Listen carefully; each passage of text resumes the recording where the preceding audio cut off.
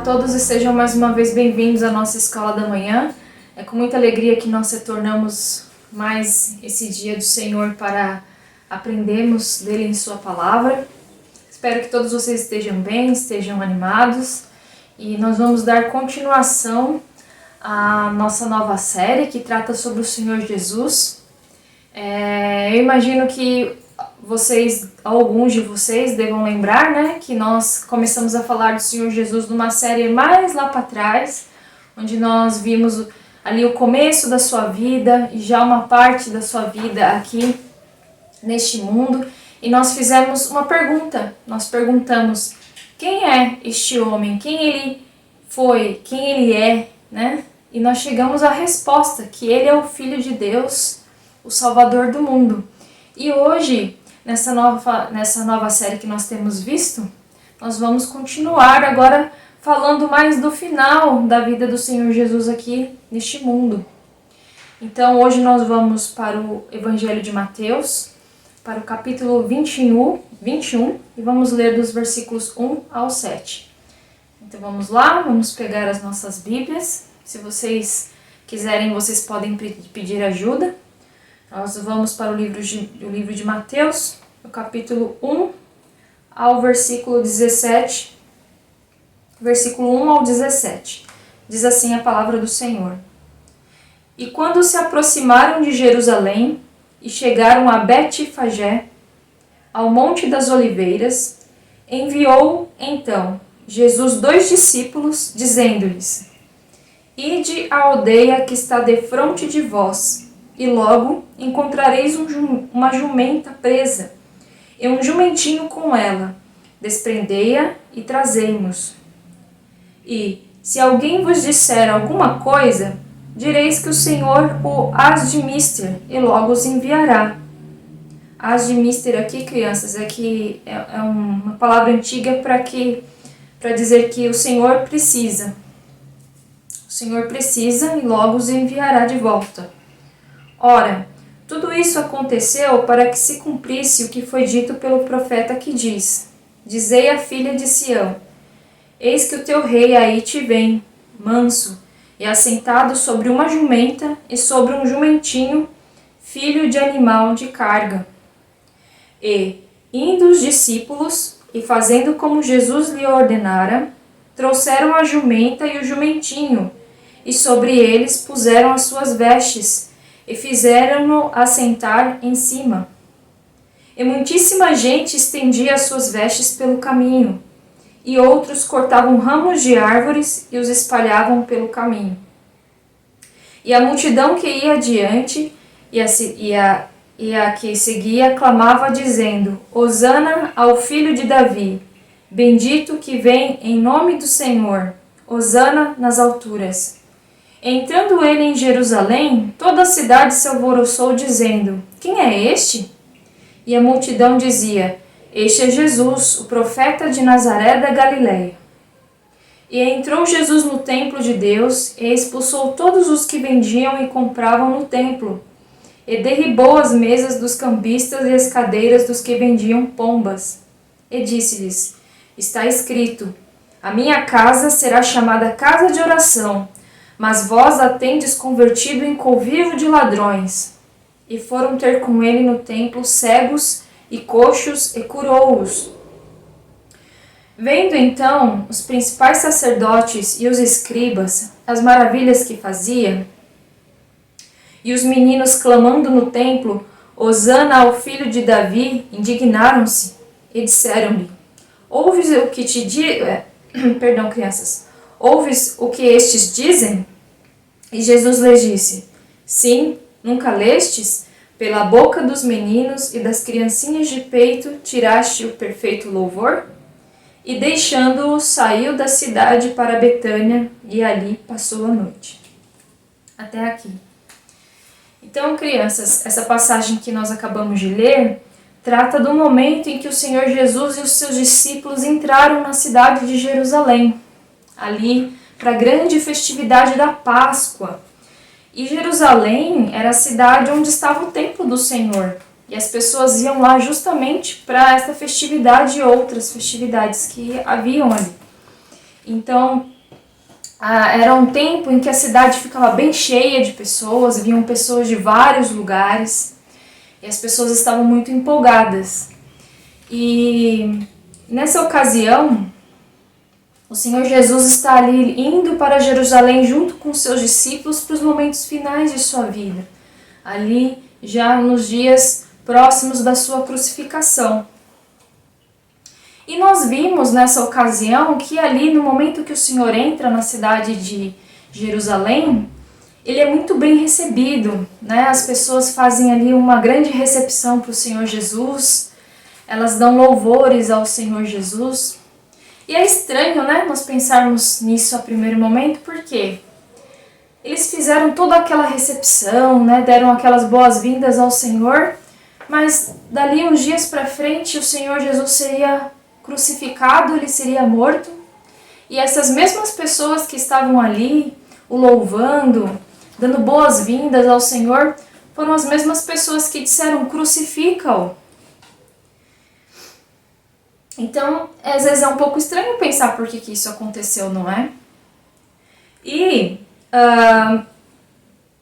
muitas das pessoas que estavam ali fazendo aquela grande recepção ao Senhor não sabiam exatamente do que o Senhor havia os de salvar.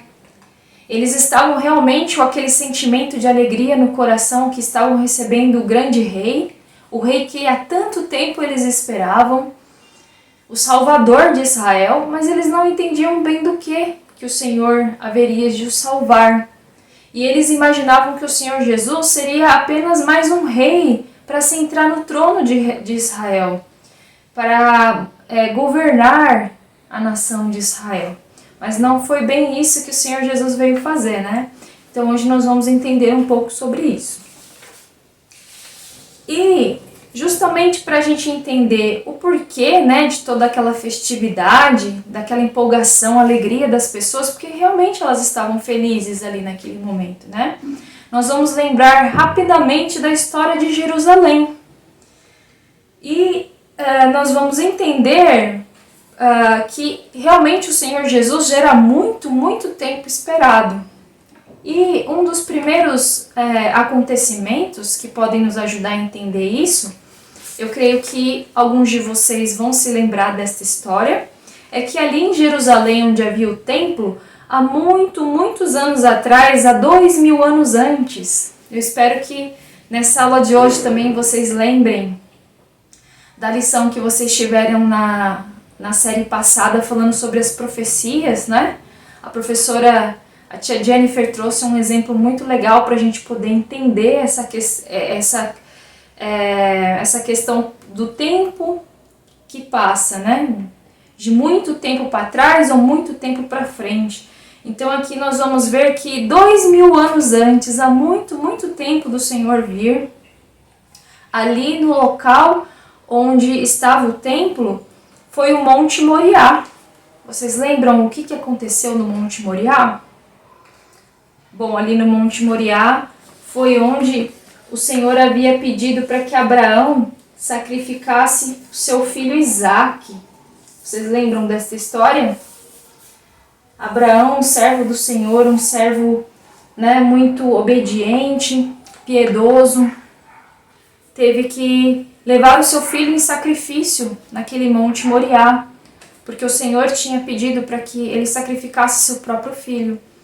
E ele sabia que o Senhor era um Deus bom, ele sabia que o Senhor não era um Deus cruel, um Deus mau, e que ele estava pedindo aquilo por um bom motivo, e que talvez o Senhor iria livrar o filho dele.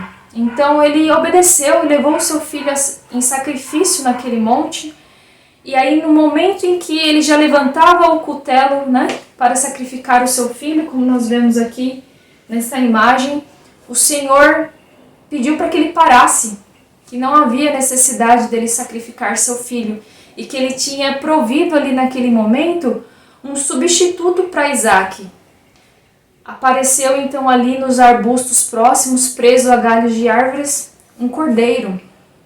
Então Abraão sacrifica aquele cordeiro no lugar de Isaque. Então, crianças, isso também foi uma grande lição. Por quê? Porque ali nós aprendemos que para nós sermos salvos, o Senhor Jesus teve que vir e morrer no nosso lugar. Ele é esse cordeiro que toma o nosso castigo e morre em nosso lugar. Então, dali 2000 anos, viria o Salvador, que seria este cordeiro que nos salvaria dos nossos pecados. E que mais que nós aprendemos a respeito desse local, né, deste lugar? Que depois de 1000 anos para frente, ali já com o rei Davi nós sabemos que ele juntou, né, todo o material para a construção do templo ao Senhor.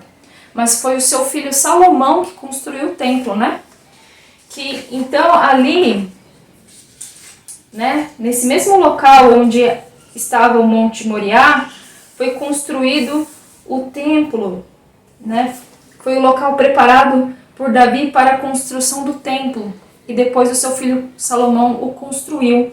E o que era feito no templo? Eram feitos os sacrifícios ao Senhor. Os sacrifícios pelo pecado. Ali o povo oferecia aquele animal perfeito, sem defeito, quando eles estavam arrependidos dos seus pecados. E ali eles aprendiam que viria um dia o Salvador e que morreria no lugar deles pelos seus pecados. E no templo também era o local onde as pessoas se reuniam para ouvir as escrituras, né, a Bíblia. E ali era onde eles aprendiam sobre a vinda do Salvador. Então, depois de todos esses acontecimentos, de todas essas promessas, realmente nós entendemos por que o povo estava tão feliz em receber o Senhor em Jerusalém. E houve também uma outra situação, crianças, que o povo havia sido preparado por Zacarias. Zacarias foi um profeta de que aconteceria aquele grande dia da entrada do Senhor em Jerusalém. Nós aprendemos na série passada a respeito dos profetas, não foi? Principalmente, né, nós tivemos uma aula que falou sobre o profeta Jeremias, que ele profetizou e registrou para nós que viria o Salvador e como ele iria nascer e como ele iria morrer. E nós temos aqui mais um exemplo, o profeta Zacarias dizendo o momento que o Senhor entraria na cidade de Jerusalém. E nós vamos ler aqui rapidamente essa passagem e vamos ver que ela aconteceu direitinho, da mesma forma que o profeta Zacarias disse, né? Nós vamos ver que está igual à leitura que nós fizemos no começo da nossa aula. Então nós vamos rapidinho para o livro de Zacarias, nós vamos lá para o capítulo 9, do versículo 9 ao 10. Então, Zacarias está no Antigo Testamento, nós vamos para o capítulo 9, e nós vamos ler os versículos 9 a 10. Diz assim a palavra de Deus: Alegra-te muito, ó filha de Sião, exulta, ó filha de Jerusalém. Eis que o teu rei virá a ti, justo e salvador, pobre, e montado sobre um jumento, e sobre um jumentinho, filho de jumenta. E de Efraim destruirei os carros, e de Jerusalém os cavalos, e o arco de guerra será destruído, e ele anunciará paz aos gentios, e o seu domínio se estenderá de mar a mar, e desde o rio até as extremidades da terra. Então nós vimos aqui o profeta Zacarias, 500 anos antes do Senhor vir, contando exatamente do mesmo jeito que aconteceu depois, né? A vinda do Senhor, a entrada do Senhor Jesus em Jerusalém. Então, o povo já tinha lido essa passagem de Zacarias. Eles estavam aguardando aquele grande momento. Então, começa esse grande dia, né? Esse dia de festividade. E o Senhor entra ali na cidade montado num jumentinho. E nós vemos, crianças, aqui algo bastante interessante, porque o Senhor Jesus estava sendo recebido com grande alegria, com grande empolgação, né, como um verdadeiro rei, mas de uma maneira muito simples. Quando nós vemos reis ou presidentes visitando outros países, eles são muito bem recebidos, né? Muitas vezes, eles até passam por um tapete vermelho, eles têm uma recepção daquele outro rei daquela nação, muito boa. Às vezes eles recebem ali um presente, eles seguem o seu caminho, né, num carro muito luxuoso, numa limusine, e aqui nós vimos que não foi isso que aconteceu com o Senhor Jesus, né? Naquele tempo, é claro, não haviam carros como hoje, mas o Senhor Jesus nem ao menos entrou numa carruagem com muitos servos ao seu redor e algum tipo de música, né, sendo ali entoada com instrumentos. Não, o Senhor Jesus, ele entrou montado num jumentinho, né, de uma maneira muito simples. E nós vimos também, como nós vemos aqui na nossa figura aqui do nosso recurso, que as pessoas realmente elas estavam alegres, empolgadas, mas a recepção delas também foi simples. Elas não tinham, né, uma maneira mais rica, vamos assim dizer, né, de receber ali o Senhor Jesus, mas eles fizeram o que eles podiam. Então, o que eles fizeram? Eles tiraram as suas próprias vestes, as suas capas, as suas túnicas, né, e estenderam pelo chão. Outras pessoas tiraram galhos de árvores, né, e também colocaram no chão, fazendo ali um grande tapete colorido ali para que o Senhor passasse. E isso realmente mostrava que as pessoas estavam muito felizes e que elas queriam receber ao Senhor Jesus. Então, aquela grande empolgação foi aumentando e aumentando, e as pessoas começaram a perguntar. Aí nós voltamos àquela grande pergunta que nós respondemos na nossa série passada. Quem é este? Quem é este homem? E a resposta que a maioria dava que ele era aquele grande profeta de Nazaré, da Galileia, né? E nós vimos que eles cantavam, eles diziam em voz alta: Hosana ao filho de Davi, bendito que vem em nome do Senhor, Hosana nas alturas. Essa palavra Hosana, crianças, quer dizer salva-nos, salva-nos agora. Então as pessoas realmente elas sabiam que o Senhor era Salvador e que Ele viria salvar. Mas salvar do quê? Né? Então, como eu disse no começo desta aula, muitos achavam ali que o Senhor Jesus viria salvá-los do Império Romano. Né? Jerusalém ela estava dominada e ela era comandada pelo Império Romano. Haviam soldados romanos por toda parte, eles tinham que obedecer ao governo romano. E muitos sofriam por causa disso. Então eles achavam que o Senhor Jesus ele veio para libertar eles do Império Romano, que ele seria um rei muito poderoso que sentaria num trono, e ele viveria dentro do palácio. Mas não foi, né, isso que o Senhor veio fazer. Não foi disso que o Senhor veio nos salvar. E nós vimos também que os líderes religiosos, né, os homens, os fariseus ali que cuidavam da religião, que ensinavam a Bíblia, que estavam no templo, eles não tiveram a mesma reação daquelas pessoas, não é? Eles ficaram muito bravos, eles ficaram com muito ódio do Senhor Jesus. E eles começaram a planejar matá-lo, a prendê-lo e a matá-lo.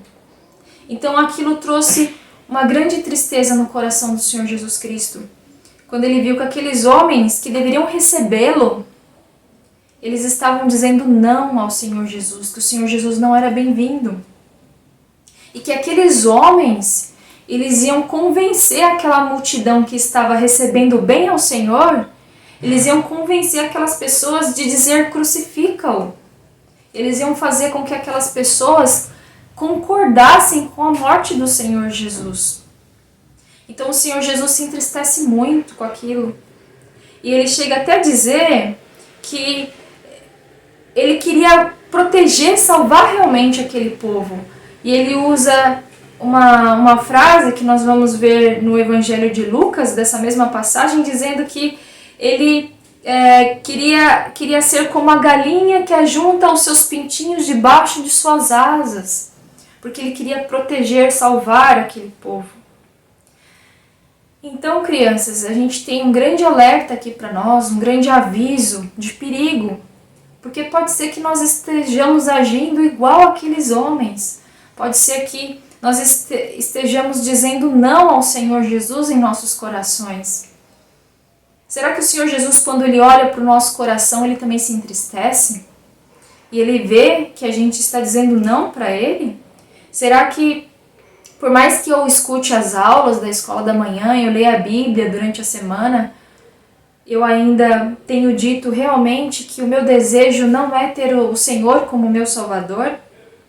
Será que eu ainda não vi os meus pecados e que o Senhor Jesus morreu para que eu tenha perdão e para que um dia eu vá para o céu?